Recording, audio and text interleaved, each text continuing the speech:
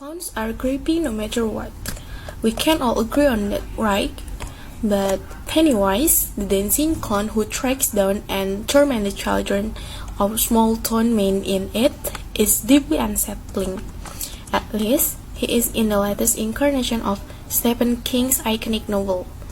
Infamously, Tim Curry's take on the character in the 1990 TV miniseries version was so over the top.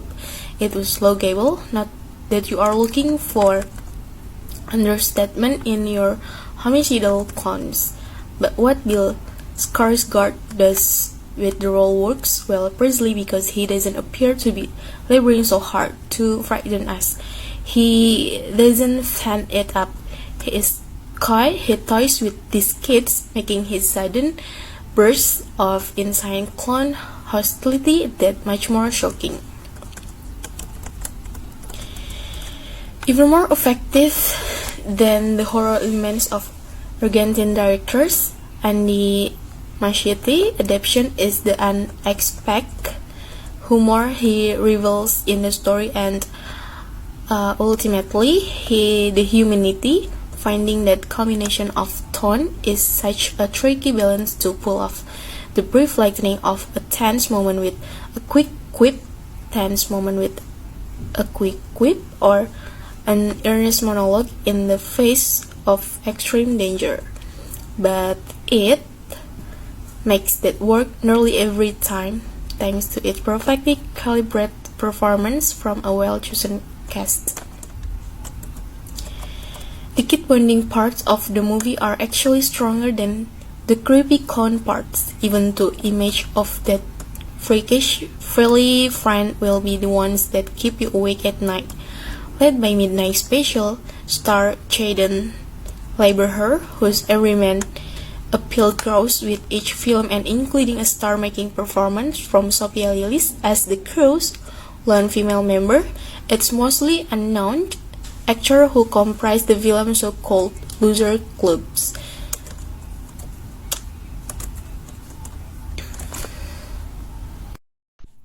But their characters are distinctly drawn, each with a fleshed-out backstory that explains why their fears make them so vulnerable to Pennywise attacks.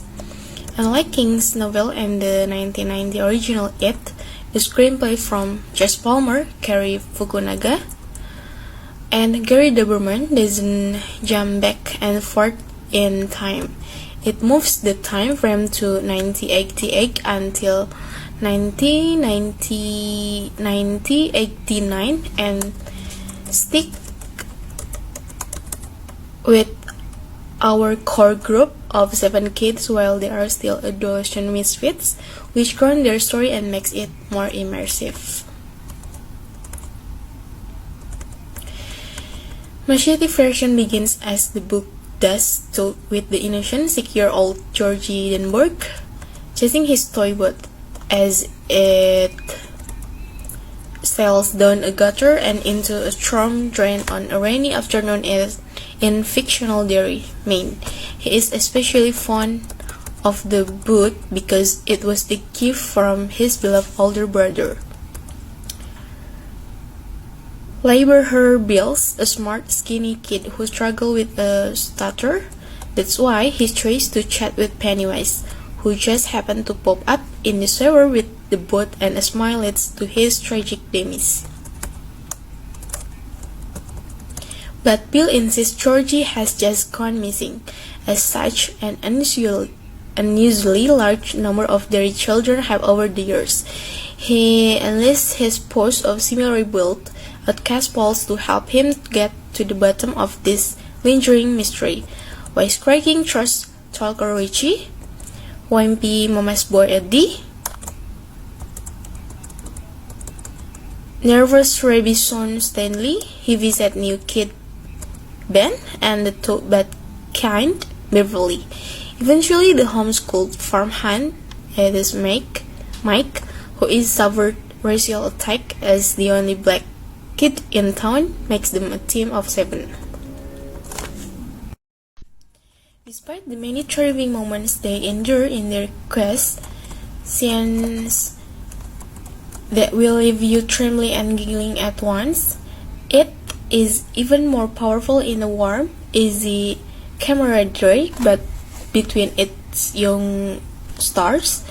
Certainly you could view it as a straight-up horror flick, but the underlying allegory of this character facing their deepest fears as they enter adulthood gives the movie more emotional heft, a bit of bittersweet within the suffering.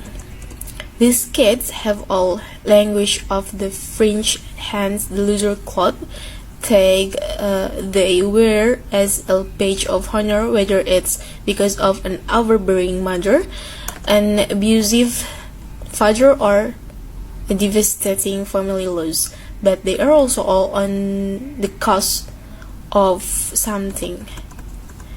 Pennywise knows what frightened them in this precarious state of flux and tries to use that devious supernatural ability to lead kids to their doom. Confronting these fears rather than running away is just might save them. Finally, it feels like a throwback to Great King adaptation of Your, particularly Stand By Me, with its ragtag band of kids on morbid adventure. Affecting bravado and affectionately hassling each other to mask their tragedies. Bob Hart in particularly has a great comic timing as the profane Richie. Technically, Machete shows some glimmers of early Spielberg to the low camera angles, and the image of kids on bikes pedaling furiously in a pack, the overall mix of wonder and danger. It could have used a bit of lightning as it built towards its climax, while the imagery is undeniable, harrowing, and even poignant in the action-packed third act.